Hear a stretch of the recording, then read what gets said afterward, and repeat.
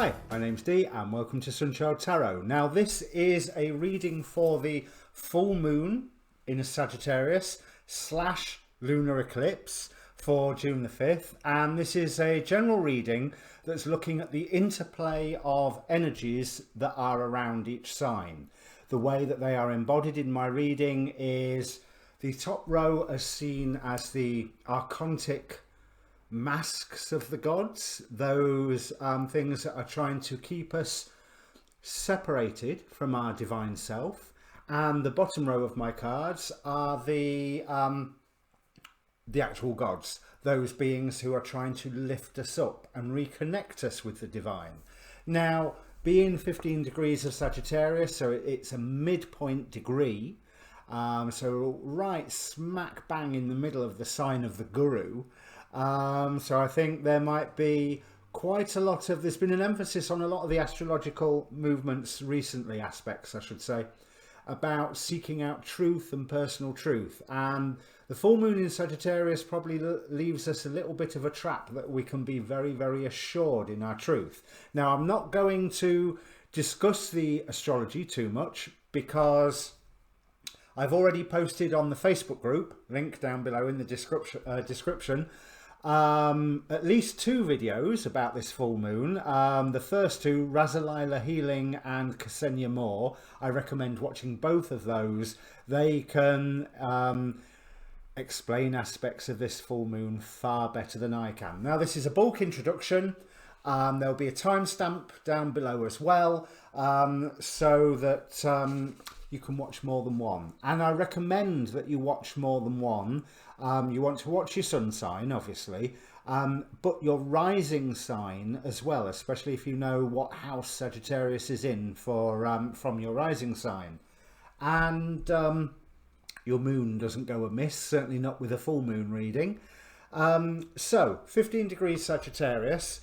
Now, this full moon is a penumbral lunar eclipse, which means the Earth's shadow just slightly touches the edge of it, but it is nevertheless an eclipse, and therefore will have an effect at least a week beforehand and a week after is what I've heard to start off with, because it does get superseded by an upcoming solar eclipse. But eclipses effects can be a long time, and full moon eclipses or lunar eclipses are very much about bringing things to an ending and completion of things, but they are also abrupt changes. You can't necessarily always know how an eclipse is going to manifest apart from change. Change is definite. Now, this eclipse forms a T-square to Mars and Neptune in Pisces. Mars is confused in Pisces at the moment. It's coming up to its conjunction with Neptune, where it gets a chance of being doused by the massive ocean that Neptune is. But it also, to me, represents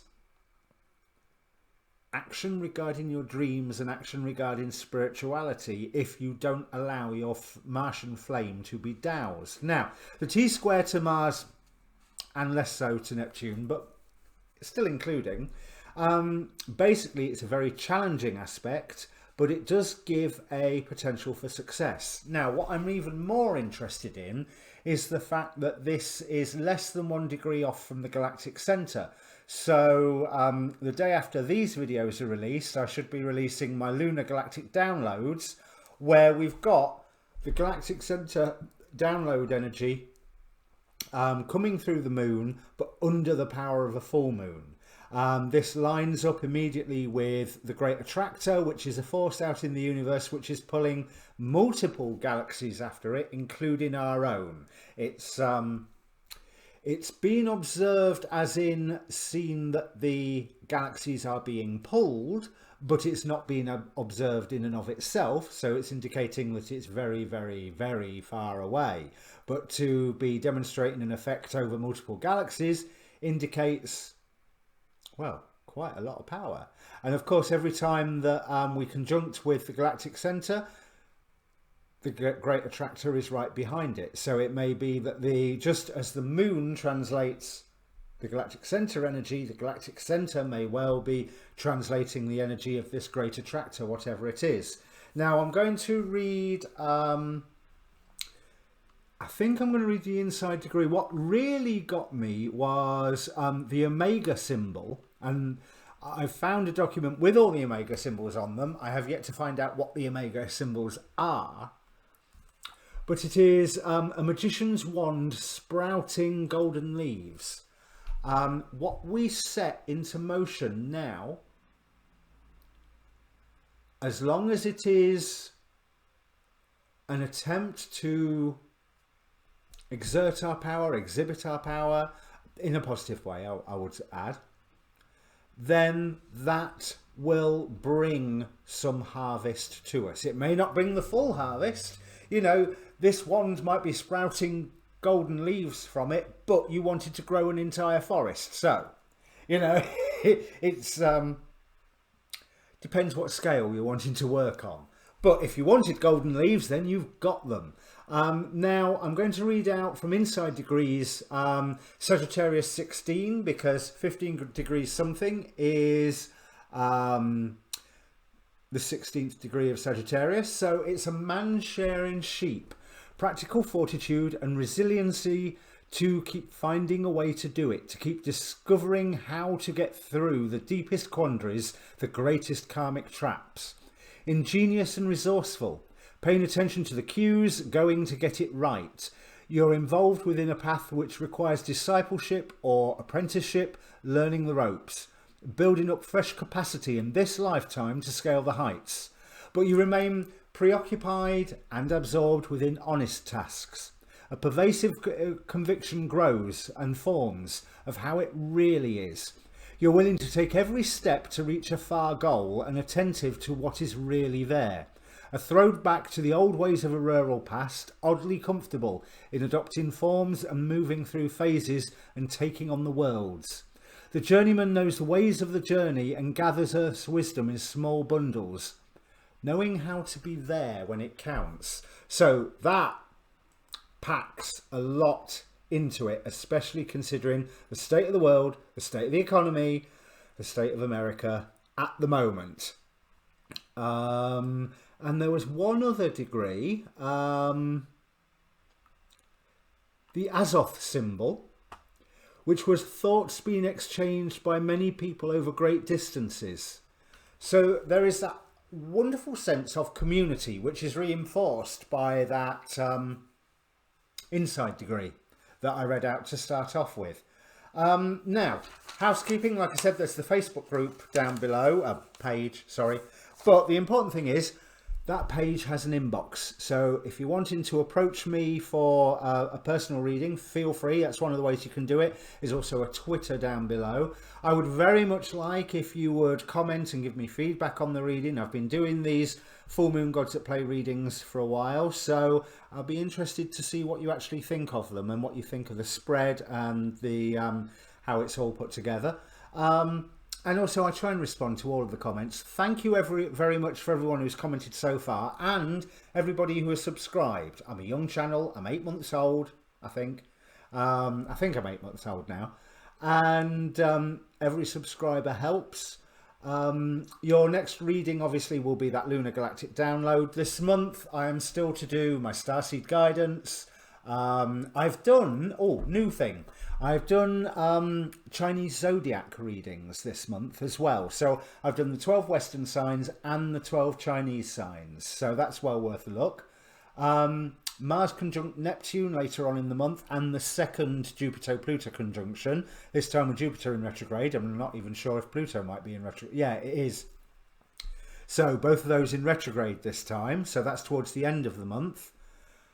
I think that's everything. Now, as I said, you can ask a question before this reading. It's not really a spread that is designed to provide you with an answer like some of my other spreads are, but you can ask a question if you want. Take a moment, think about all the questions around you. You've heard me say this before. Pick one of them, focus on it. Be aware of all of them, because the cards will answer what they want. Right, that's it. So let me bring up the cards. Okay, Pisces, if you haven't just joined us after the timestamp and you watched the introduction, you'll notice that in the shuffle video that was in the top corner, I was struggling with this one because lots of cards wanted to come out. It started with these two cards here. Then this one wanted to come. Then these two really came out with Hephaestus, so I had to add them. You know, if I apply the rule to one card, I have to apply it to them all. And to be honest, there's an element of that. There's definitely a theme that's going on here, certainly in the God forces that are supporting you. Now, we have to start off with Helios with illumination. And then he was added with these two, Kronos with cycles and the Morai with destiny. Shiva turned up and immediately followed by Helios once more. But this time it is Helios with cycles. And then that was the bit where the penny dropped for me to go, yes, there's a message going on here.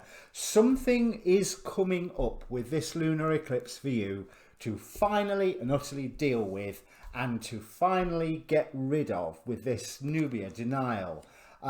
Because it seems like Eris here is showing us that there has been some bitter feelings in the past and that maybe these bitter feelings need facing. We have Lakshmi here, who will bring prosperity to all those who are operating in love and light, to sound hippie, love and light. You know, we have the Angel Prince of the West with the message, I create the reality around me with thoughts of pure love and goodness. Now, we live in a consensus reality, but we do contribute to the creation of our reality with our conscious thoughts, and our conscious mind can teach our subconscious, and then there is the unconscious beneath that, and then there's all the spiritual contracts and, you know, all the various bits that go together to creating our reality. So when we say, or when I say that you create your own reality, yes, you do. All of it. And so does everybody else, because we're all the one being anyway. So that gives the incarnation of us right here, right now, a consensus reality to deal with. Whereas it means that when things don't go wrong, you don't have to feel guilty. You could just take them as a lesson of some form and see what you can learn from this. However, you can go off the rails with this, and this is something that you risk doing this time.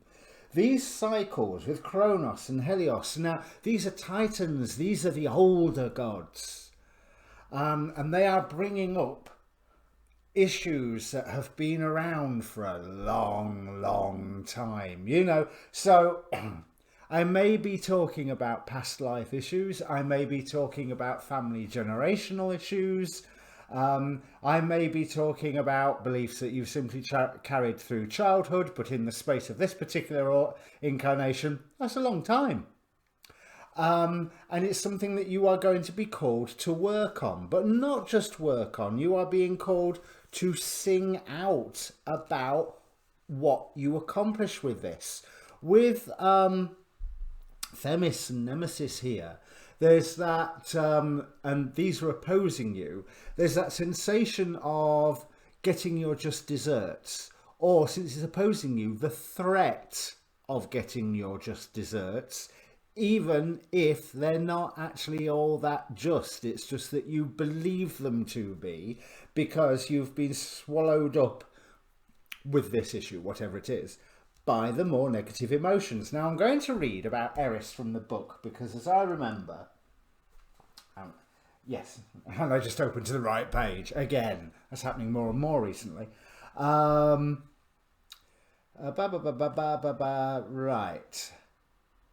Let's say you feel aggrieved because something has gone wrong. You may feel angered, indignant, or humiliated and get into vengeful acts that will prevent you from making headway in your own life. But ask yourself if some forethought or prudent action beforehand might have avoided the catastrophe. The message is to accept any strife with good grace and not allow your emotions or Eris's spiteful passions to take over. If you get eaten up with jealousy at the apparent success of another or at your own bad luck, then you're wasting precious energy. And this is what is being shown to you, that waste of energy, where you can turn around and say, yeah, no more. It doesn't matter what it looks like. No more. I'm not diving into this any further. I am not going to continue to take the wrong meanings from what I am experiencing, and it is not my duty to just carry on regardless. Yeah, I might have got very, very good at deluding myself. It's been, hey, I mean, we're Pisces. We're very, very good at deluding ourselves and then eventually getting reality to match our delusions. Now, if those are healthy delusions, that's great. If they're not so much healthy delusions, it's not so great. Now, Medusa here, with appearance, is standing against you as well. And it's... But what I'm really drawn to is the thought that if you look upon her, you turn to stone. And that is something that worries me and concerns me, that whatever issue is coming up here for your attention, then there's that temptation to not look at it. There's that temptation to just have a reunion with all the old feelings. And that's not what you want to do. You literally want to use the cause of the energies of Eris to fight those old feelings and say, with Nuba's blessing here, no more. It doesn't even matter if those feelings were correct. It is over. We need to move on. I need to move on. There's no threat of retribution. I don't have a duty to just carry on with this as the way it has been. It is my destiny to break free of this. Now, this will take work, but you are going through a purification process. Hariel here with purification. Now, it might be a religious-based conflict that you're suffering from, because we have Eligos beneath with religious conflicts. But use those energies of discord, of Eris, to shatter the old beliefs that have been holding you back. This really is a transformative eclipse for you. Certainly the presence of them. I mean, you don't get much bigger with Helios, the sun, Kronos, time, and the Mirai, destiny. You don't get much bigger than that in God shapes, or Kronos would be Saturn in astrology. And yes, Saturn's certainly been doing the rounds if you've been keeping up with this year's astrology. You know, so there is that. This is an immense time for you. Let's see what the tarot have got to add. But if you use those energies of discord to combat the old feelings, because you don't need them anymore. Eris, oh, there was something else I was going to say from it. That final paragraph. Eris is a blessing because she gives us a healthy envy of others that will stir us into peaceful competition and achievements. Okay, so there's the signal to basically get up off your backside and do something. And in this way, Eris will stimulate your growth and move you ahead. So if you have an issue and you see somebody else who's got it all together, go into competition with them and make sure you've got it more together, you know, and see how it goes. Right, so let's see what the tarot have got to add to this. Right. Oh, and we have the devil card coming out. So,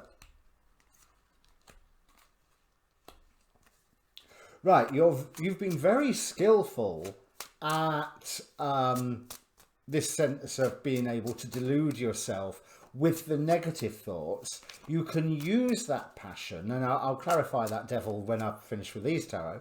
You can use that passion to go through this purification process. Right, so yes, because you've been committed to those old feelings, And the inspirations that you get, it's almost like the dream or the fear has come bigger and bigger over time. But you are aiming here to destroy a cycle of pain. You are aiming here to get rid of old issues and surge ahead in denial of being in the same place. Find your own inner light using the energies of Eris. Now, bear in mind, I'm a big Wonder Woman fan and a big Greek myths fan.